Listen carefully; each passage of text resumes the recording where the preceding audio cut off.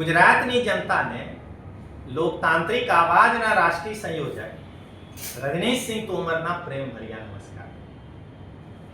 દોસ્તો,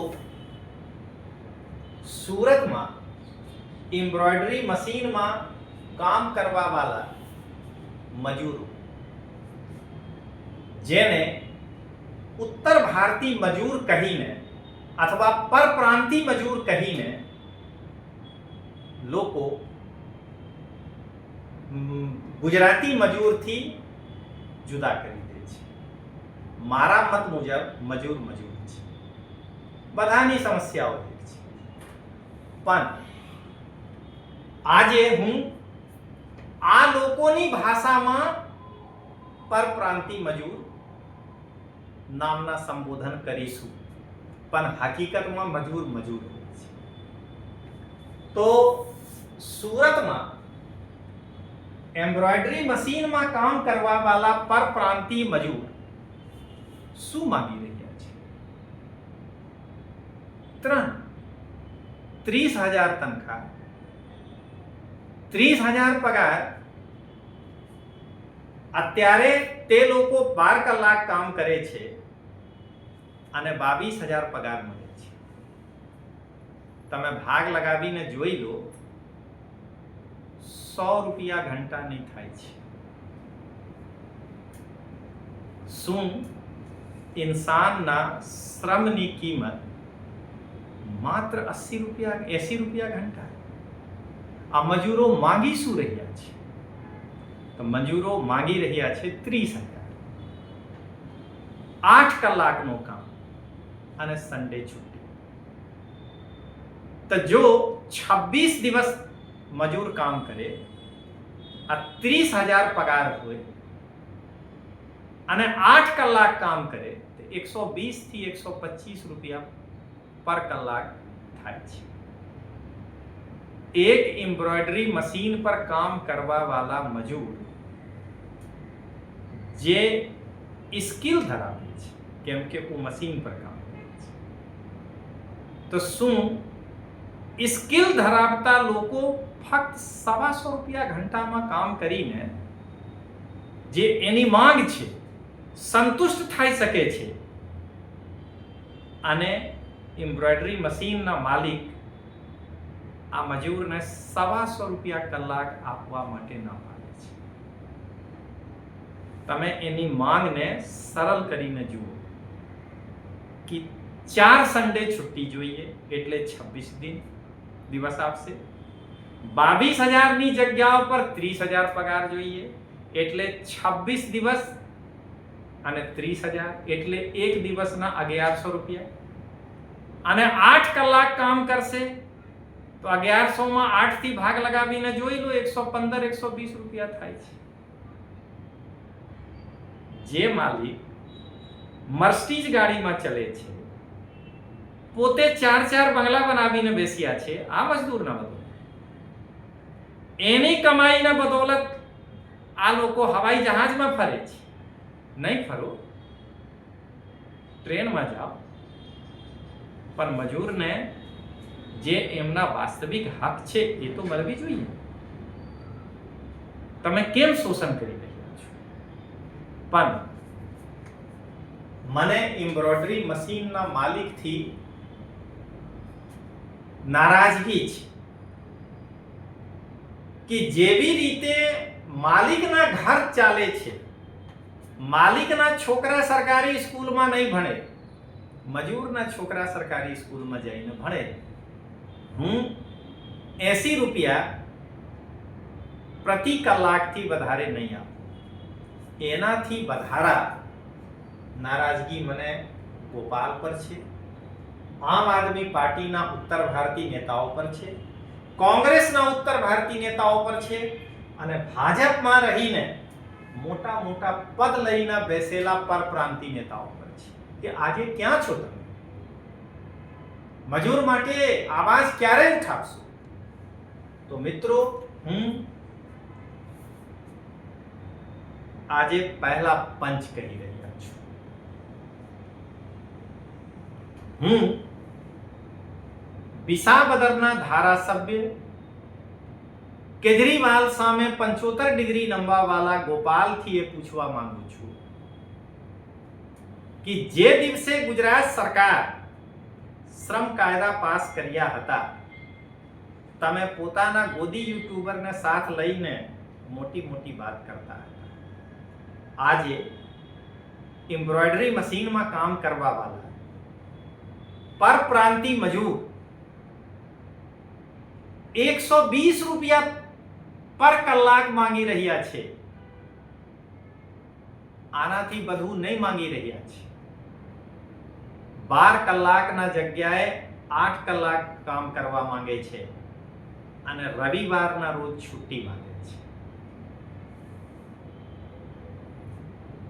શું ગોપાલ પરપ્રાંતિ મજદૂરના હક માટે અને એમ્બ્રોઇડરી મશીનના માલિક જે શોષણ કરી રહ્યા છે, આને ધ્યાનમાં લઈને પરપ્રાંતિ મજદૂરને સાથ આપશે, સહકાર આપશે? મિત્રો, આગળ વધીએ. સુરતમાં કેટલાક આમ આદમી પાર્ટીમાં પરપ્રાંતિ નેતાઓ છે. આજે ક્યાં છે? તો તમે અહીંયા એક પંચના માધ્યમથી આને સાંભળો.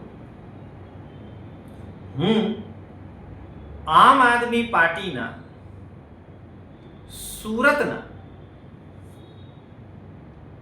પરપ્રાંતીય અને કોર્પોરેટર રહી ચૂકેલા નેતાઓથી એ કહેવા માંગુ છું કે એમ્બ્રોઇડરી મશીન પર કામ કરવા વાળા મજૂર ફક્ત પોતાના માટે 120 થી 130 રૂપિયા પ્રતિ કલાક માંગી રહ્યા છે. તમે સોલ્વ કરીને જોઈ લેશો. 22,000 ની જગ્યાઓ પર 30,000, 30 દિવસ કામના જગ્યાએ 26 દિવસ સન્ડે છુટ્ટી માંગે છે અને 12 કલાકના જગ્યા પર 8 કલાક, 130 રૂપિયા ઘંટા. આમ આદમી પાર્ટીના પરપ્રાંતિ નેતા એમ્બ્રોઇડરી મશીનના માલિક જે શોષણ કરી રહ્યા છે, આ મજૂરના પક્ષમાં અવાજ ઉઠાવશે. એમ્બ્રોઇડરી માલિક સાથે બેઠક કરીને પરપ્રાંતિ મજદૂરને એમના હક અપાવશે. મિત્રો, ફક્ત આમ આદમી પાર્ટી નહીં, કોંગ્રેસના પણ એ જ હાલ છે. હું પંચના માધ્યમથી કોંગ્રેસના નેતાઓથી પણ પૂછી રહ્યા છું. આજે આ પંચ જોઈએ. ગુજરાત કોંગ્રેસમાં જે પરપ્રાંતિ નેતા મોટા મોટા પદ ઉપર બેસેલા છે, પાર્ષદ રહી ચૂક્યા છે, વિધાયક રહી ચૂક્યા છે, એટલે ધારાસભ્ય, આજે પરપ્રાંતિ મજૂર પોતાના માટે ફક્ત 130 રૂપિયા પ્રતિ કલાક પગાર માંગી રહ્યા છે. તમે કેલ્ક્યુલેશન કરી લેજો. પરપ્રાંતિ મજૂર 22,000 ના જગ્યા પર 30,000 માંગે છે, 12 કલાકના જગ્યા પર 8 કલાક કામ કરવા માંગે છે અને રવિવારના દિવસ રજા માંગે છે. શું આ મોંઘવારીમાં 130 રૂપિયા પ્રતિ કલાક એમ્બ્રોઇડરી મશીનના માલિક નહીં આપી શકે? આ જો નહીં આપી શકે તો કોંગ્રેસના મોટા મોટા નેતાઓ જે પરપ્રાંતિયો છે, આજે ઉત્તર ભારતીય એટલે પરપ્રાંતિ મજૂરને સાથ અને સહકાર આપશે. એમ્બ્રોઇડરી મશીનના માલિક સાથે બેસીને 130 રૂપિયા પર કલાક અપાવશે? મને લાગે છે મિત્રો નહીં અપાવી શકે. હવે મિત્રો આગળ વધીએ. ભારતીય જનતા પાર્ટી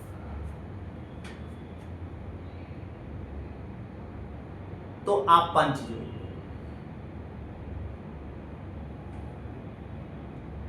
ભારતીય જનતા પાર્ટીમાં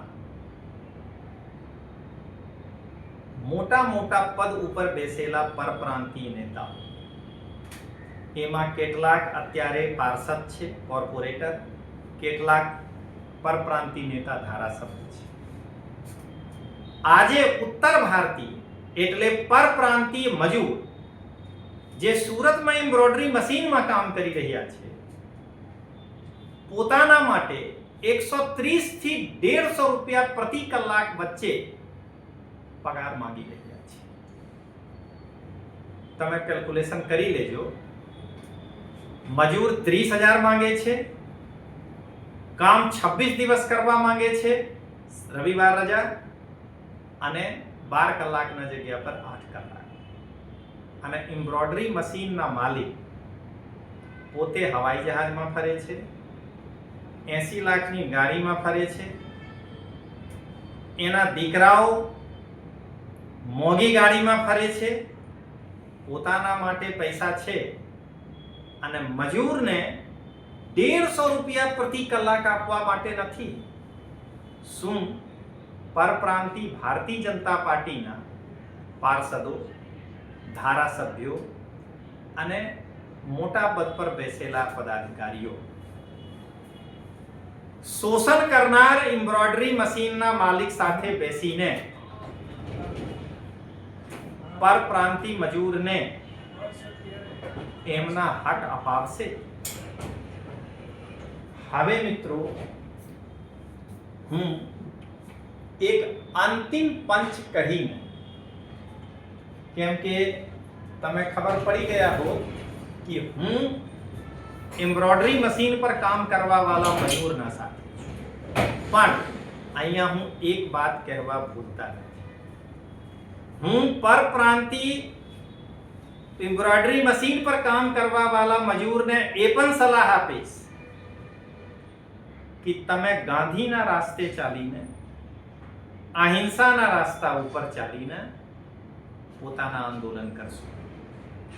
જો તમે પોતાના આંદોલનમાં કોઈ પ્રકારના હિંસા, પોલીસ સાથે ઘર્ષણ અથવા કોઈ પણ પ્રકારના વ્યવધાન કરવાના પ્રયાસ કરશો તો લોકતાંત્રિક આવાજના રાષ્ટ્રીય સંયોજક રજનીશસિંહ તોમર તમે નમસ્કાર કહી દેશે અને તમારા સાથ નહીં થશે અને નહીં દેશે. હા, જો તમે અહિંસાત્મક છો, વ્યવધાન નહીં કરી રહ્યા છો, પોલીસના જે ડાયરેક્શન છે એ માની રહ્યા છો, રજનીશસિંહ તોમર તમારા સાથે છે. તો હવે મિત્રો, હું એક અંતિમ પંચ કહેવા માંગુ છું.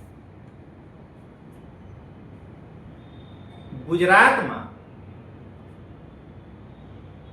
અહમદાબાદના બીજેપીના દંડક, સુરતના ભારતીય જનતા પાર્ટીના દંડક